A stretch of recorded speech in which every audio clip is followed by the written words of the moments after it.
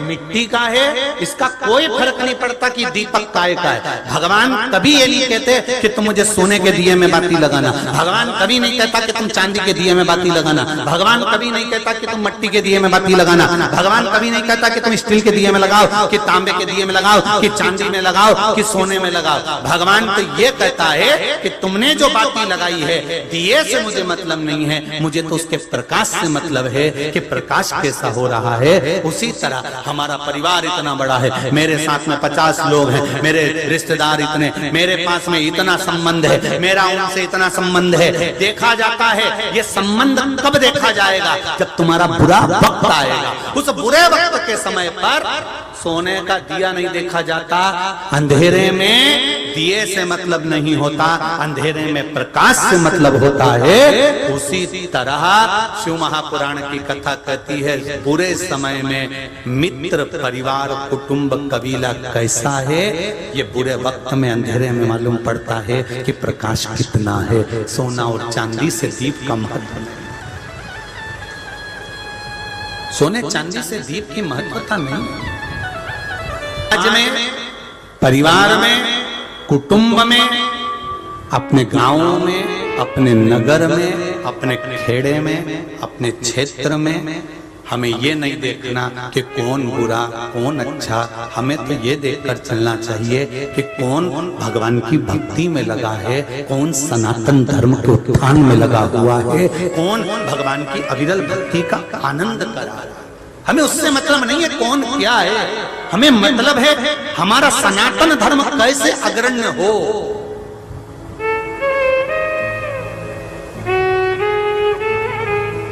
हम कैसे भगवान की भक्ति करें।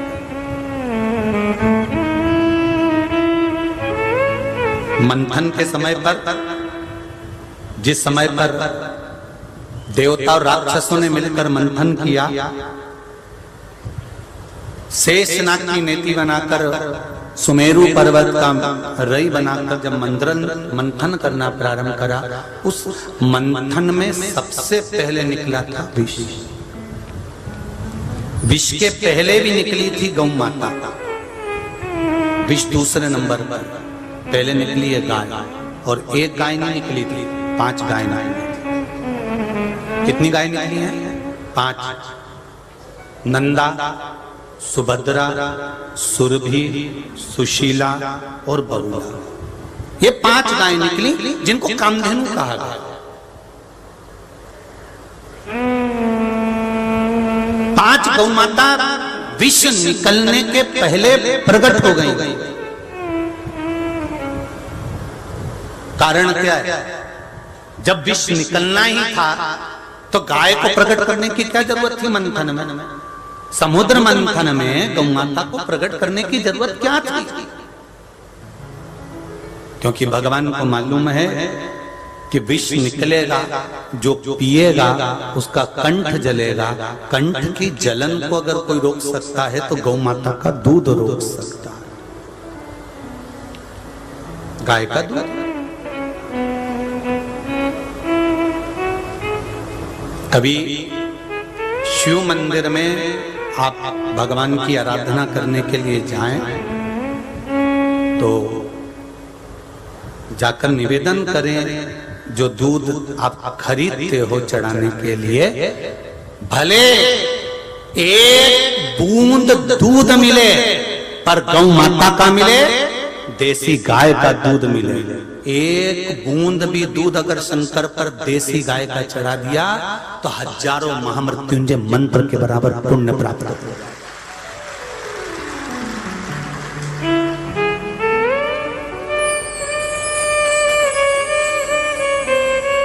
एक बूंद चढ़ाओ, ज्यादा नहीं है ना सामर्थ्यता, थोड़ा चढ़ाओ, पर उतना आपके दिल से, अपने हृदय से, अपनी चिंता से, अपनी वृत्ति से चढ़ना चाहिए, मन से चढ़ना चाहिए।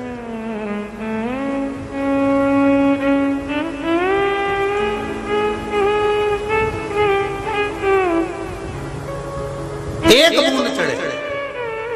हम शंकर जी के मंदिर जा रहे हैं, हम शिव जी के मंदिर में जा रहे हैं, हम भगवान के दर्शन करने जा रहे हैं, ढेर सारी दूध की दुकान लगी हुई है, किसी एक ने भी जाकर किसी दुकान वाले से ये नहीं पूछा होगा कि यह गाय का दूध है कि नहीं, तो कहीं गलत दूध तो नहीं चढ़वा रहा है हमारे बाबा को, हमारे शंकर को, केवल कमाने के लिए तो नहीं चढ़ा रहा है। नहीं तो तू कमा तो लेगा, हम पानी में दूध हो। हमारे शंकर जी को ये जरूरी नहीं है कि हम 100 लीटर दूध भगवान शंकर को चढ़ाएंगे। अब वो 100 लीटर कौन सा दूध चढ़ाया तुमने, कहां से लेकर आए, कैसा लेकर आए? एक बूंद चढ़ा के परदेसी गाय का, और जाओ और जितनी दुकानें दूध की होती हैं शंकर भगवान को चढ़ाने वाली, उन सारे दुकान वालों को जो अपने गांव में, अपने नगर में, अपने खेड़े में, अपने क्षेत्र में जो गौशाला होती है, उन गौशाला में जाकर निवेदन करना चाहिए, साहब आप अच्छी अच्छी गाय पालिए, उन गाय का दूध हमारी दुकान पर लाकर बेचिए, हम उस दूध को शंकर जी के लिए बेचेंगे, आपकी गौशाला भी चलेगी, आपकी गाय का उत्थान भी होगा और गौ माता का आनंद भी होगा। पर हमने कभी नहीं सोचा कि गाय को, जो भगवान शिव को जो दूध चढ़ रहा है, दुकान वाले से जाकर नहीं पूछा कि ये दूध कहां से आया, कैसा था, किसका था, कहां से आया। मालूम पड़े कहीं सोयाबीन का बना दिया, कहीं भैंस का लाकर दे दिया, कहीं गाय का लाकर दे दिया, ना जाने काय का दूध हम भगवान शंकर को चढ़ा दिया। और हम आशा लेके बैठे हैं भगवान हमारा दूध हमने जो चढ़ाया वो स्वीकार करेगा। अपने बच्चे को एक जरा सी दवाई भी देती है ना तो पहले पति के प्राण खा जाती है। तुम डॉक्टर को फोन तो लगाओ, एक बार पूछो तो सही, एक बार पूछो तो ये अपन जो दवाई दे रहे हैं वो सही है कि नहीं, जरा पूछो तो। डॉक्टर ने दवाई लिखी, उसके बाद भी मेडिकल वाले को बताई, मेडिकल वाले से दवाई लेकर आया, फिर वापिस डॉक्टर को दिखाई, देखो डॉक्टर साहब दवाई यही है क्या, तुमने जो लिखी वही दवाई है क्या? हाँ साहब यही दवाई है। डॉक्टर ने कह दिया नहीं साहब ये दवाई नहीं है, तो तुमने वापिस कर दी। हमें तो वही दवाई चाहिए जो डॉक्टर ने लिखी है। क्यों? क्योंकि हम उस कंपनी की खाएंगे, उस डॉक्टर की दी हुई खाएंगे तो हमारा रोग जल्दी मिट जाएगा। उसी तरह हम शंकर को एक बूंद भी अगर गाय का दूध चढ़ाएंगे तो हमारा दुख कट जाएगा। ये निश्चित है, ये निश्चित था। हमारा समर्पण हम कहां देते हैं? इतना नकली का युग आ गया, इतना नकली का युग आ गया कि घर में खाने का घी अलग आता है और हवन में डालने का घी अलग आता है। उस पे लिखा रहता है पूजन पाठ का घी, और उस पूजन पाठ के घी को एक रोटी में लगाकर खा तो लेना, 4 दिन तक उल्टी करते रहोगे और विचार कर रहे हो मैंने हवन करवाया था, पंडित जी आए थे, यज्ञ अच्छा हुआ था, हवन बहुत अच्छा हुआ था, इसका फल 4 गुना अच्छा मिलेगा। मालूम पड़े और डाउन हो गए, अब होना था नीचे। अब पंडित जी के प्राण खा रहे, तुम्ही ने तो करवाया था, तुम्ही ने तो बताया, तुम्ही ने तो कहा था।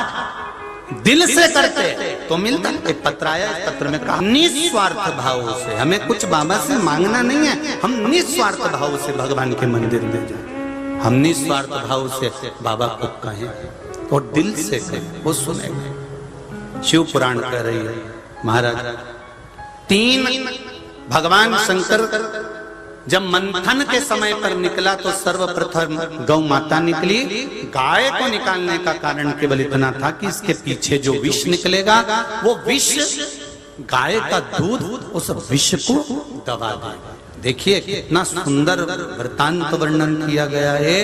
अगर रोग दिया है परमात्मा ने तो उसकी औषधि भी इस पृथ्वी पर दी है, इस पृथ्वी पर औषधि दी है। ऐसा नहीं कि औषधि नहीं है।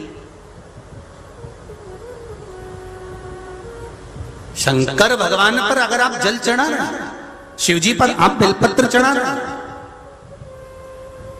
और कौन सी बेलपत्र खाना, आपके यहाँ थोड़ा सा महाराष्ट्र में हमने देखने को मिला कि 6 पत्ते की 7 पत्ते की बेलपत्र बहुत सारी मिल जाती है, 8 पत्ते की बेलपत्र बहुत सारी मिल जाती है। पर हमारा निवेदन है 3 पत्ते के वृक्ष के अंदर जो बेलपत्र लगे, 4 पत्ती की, 5 पत्ती की, 7 पत्ती की, हमने कथा में कहा है वो मूल, उसकी मूलता है महाराज। हम उसकी मूलता को हम जाने। और एक बात का और स्मरण रहे, खाने के लिए जो बेलपत्र हम जी भगवान, हम जो बेलपत्र खाते हैं भगवान शंकर पर चढ़ी हुई, वो 3 की बनी हुई एक बेलपत्र वाली नहीं खाना। कई बेलपत्र आपने देखा होगा कि 3 की एक वाली भी रहती है, कि वो तीनों एक जैसी रहती है, इस तरह से दिखने लगती है। वो देखिए आप लोगों ने, 3 की एक दिखती है। वैसी नहीं, बेलपत्र जो 3 पत्ते की होती है, फिर अच्छे से समझ लेना, जो 3 पत्ते की बेलपत्र होती है, उसी बेलपत्र को शिव छार आ रहा हो, जीवान क्षारित हो रही हो, या छाले पड़ रहे हो, किसी किसी को सहन हो पाता है, नहीं हो पाता, तो हफ्ते में 2 हफ्ते में एक बार पा सकते हैं। वो भी हो तो बेलपत्र को सुखाकर या बेलपत्र की गोली बनाकर पानी से निगल भी सकते हैं, पर उसका जो प्रयोग है, उसका जो आनंद है, वो आनंद ही देगा, उसका फल मिलेगा। शिव पुराण कह रही है, भगवान शंकर का चरित्र कह रहा है। मंथन में सबसे पहले निकली गौ माता, 5 गाय निकलने के बाद इन्हीं गाय को कामधेनु कहा गया है। शंकर भगवान को 1 बूंद दूध चढ़ाओ, पर गौ माता का देसी गाय का दूध चढ़ाइए, उसका फल आपको जो मिलेगा वो एक आनंद कर जाए। 1 बूंद चढ़ाओ, ज्यादा भले ना चढ़े। हमने पहले भी कहा था कि दूध में पानी नहीं, पानी में दूध। पानी में थोड़ा भी दूध है तो उसका फल है थोड़ा।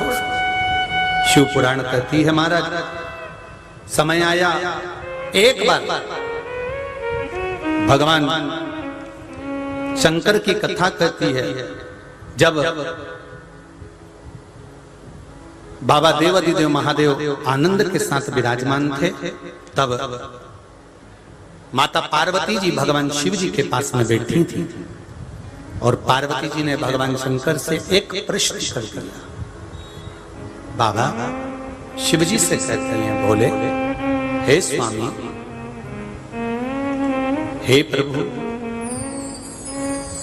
सारे देवताओं ने अमृत का पान किया, सारे देवताओं ने अमृत पिया,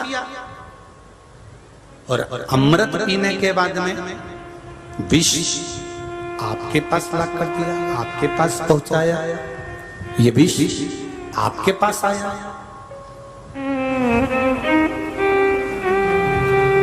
क्यों? किस लिए? शंकर भगवान ने कहा, सुनो पार्वती, अगर देवता अमृत को पी रहे हैं तो उनको पीने दे, मुझे विष पीकर भी संतुष्ट। दुनिया का परम धन है संतोष।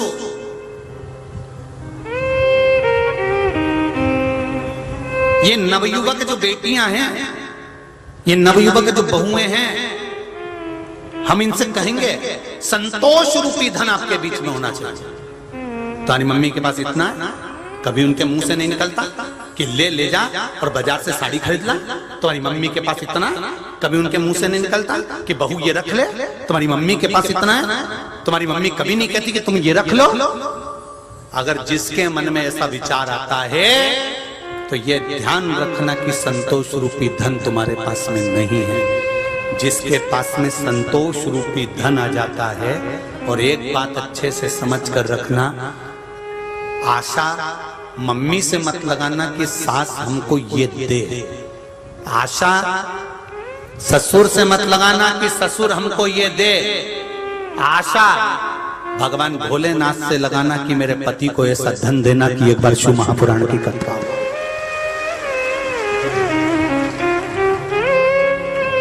हम आशा ही गलत लगा,